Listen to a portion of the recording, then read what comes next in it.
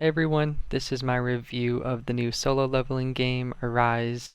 Currently, it's still in early access, but it's pretty dope so far, and so today I'll just kind of go into what I think about it so far. Obviously, I'm level 36, which I've seen a lot higher. People are more progressed than I am, but I am decently into the game, so yeah, pretty excited for this. Obviously, I'm a big fan of the webtoon, I read that. And of course the anime as well, which I'm happy they're doing it justice. In terms of a general overview here, it's I guess it's known as more of like a gacha game, so there is a pay to win element, but honestly, I haven't spent $1 so far, and I've gotten past some pretty hard bosses. Of course, with some effort and extra time spent into the game, but so yeah, let's go ahead and dive in. So here's the main menu. There are a few different parts of the game. There's story, gates, encore missions. There's some other places as well. And you'll mostly play as Sung Jin-woo, of course, the main character. There are some side quests in other areas where you can play as other hunters, which I think is pretty cool because just lets the game have a little bit more diversity, different things you can upgrade and different abilities and stuff. So I think that's actually a benefit of the game.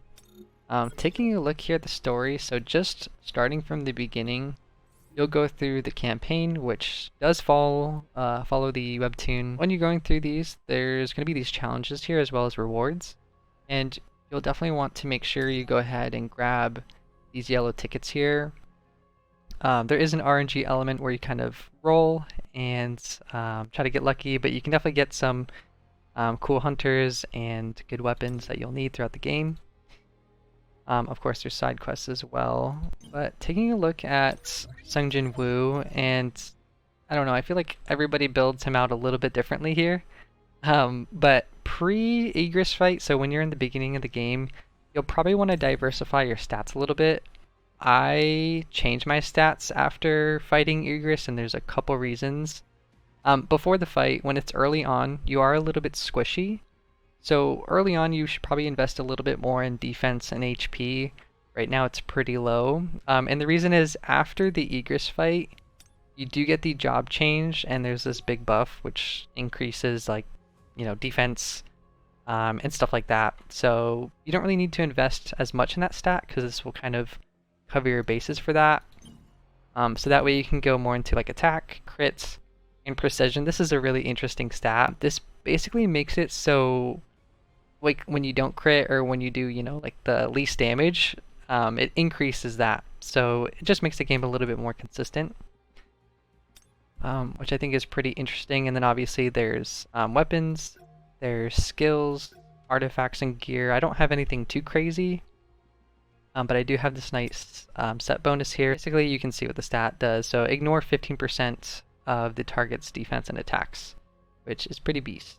So that's what I have on. And when you're going through the content, let's say if I go to the Egress fight that I just did, there's a recommended attribute here. So weak to light, so this weapon here does light. That's important to note down. You'll want to make sure that you kind of line up your strengths with what the enemies are weak to. Makes it a big difference. So going back to my skills, there's a few different ones, and it might be confusing which ones you might want to level up, but the important ones is definitely the break one. Basically, when you're fighting like bosses and enemies, I guess that's mostly for bosses, there's a break bar, and if you go ahead and get that down, there's a period of time where you'll do a lot of damage right after that. Yeah, the break stat is important. There's QTE, which is basically, I think after you dodge, you kind of can follow up with an attack. So if you guys like Elden Ring or Dark Souls, it kind of has like that, the timing of, dodging attacks. So that's pretty cool. And then there's obviously the ultimate, which just does a lot of damage. So let's go ahead and look at some of the other hunters I have.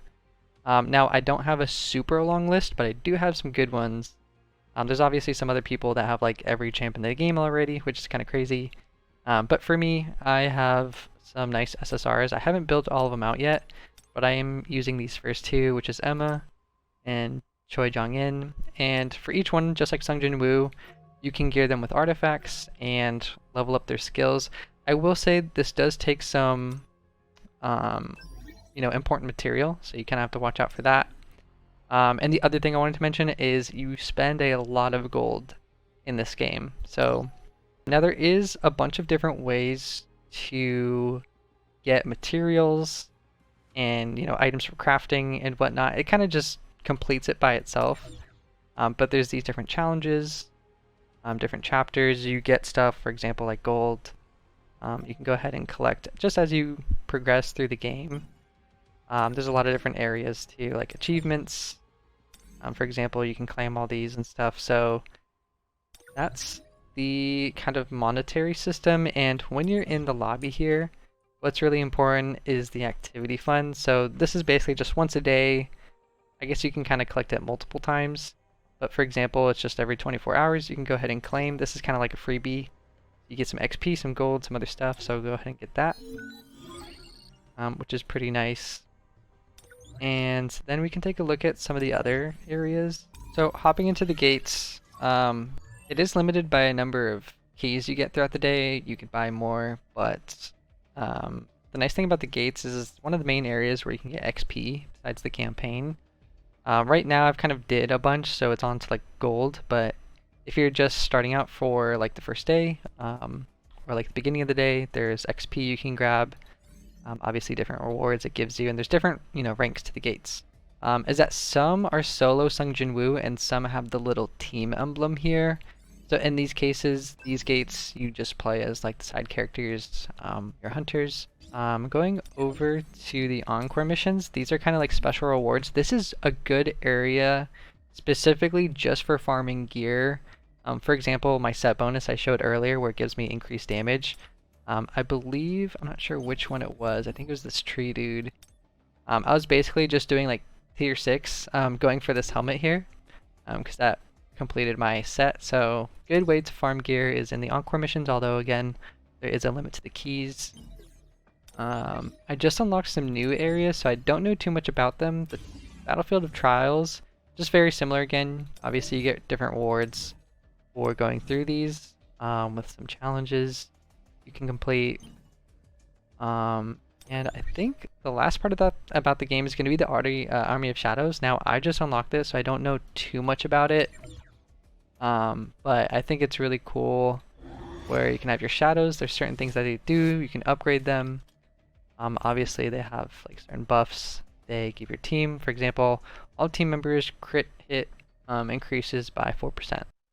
For the last part of the video, I'll just put on a couple of clips from the actual gameplay. I actually really enjoyed it, more than I thought I would have. I think it's really clean. It's just really fun to get the timings of the dodges.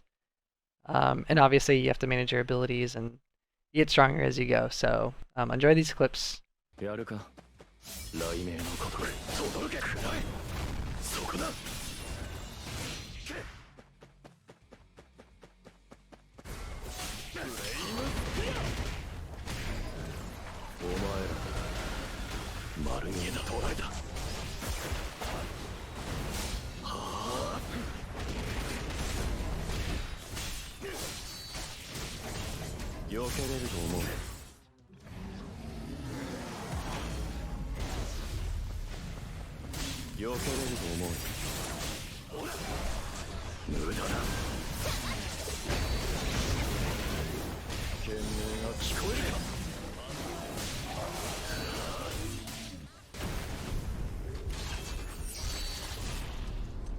つまらない相手だな。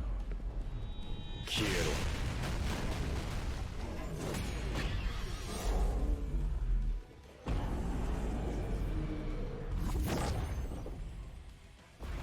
And we're back. So that's pretty much it for the video. I'm just starting to get into the content grind, so there's going to be a lot more coming out.